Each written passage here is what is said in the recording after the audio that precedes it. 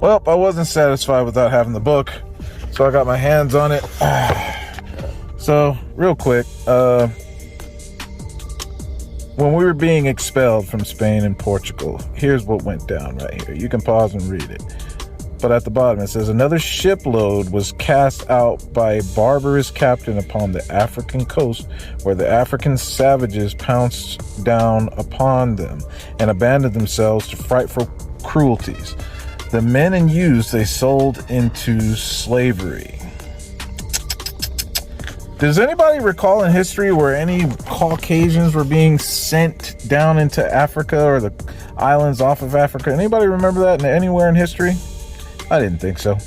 All Jewish children below 14 years of age were torn from their parents' arms, dragged into the church, baptized. Those under 3 years of age were given to Christians to receive a Christian education, or in other words, to be raised as slaves.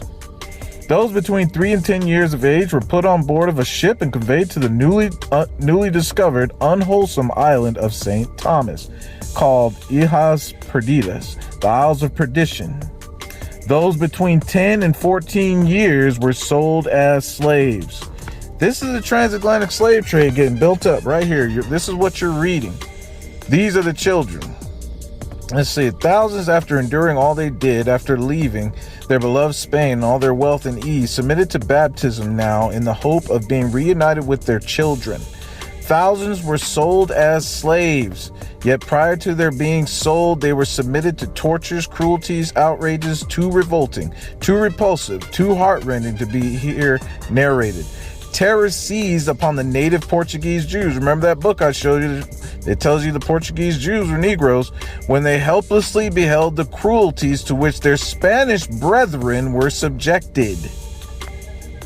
Ding. So-called black African prisoner. What the hell is a black African?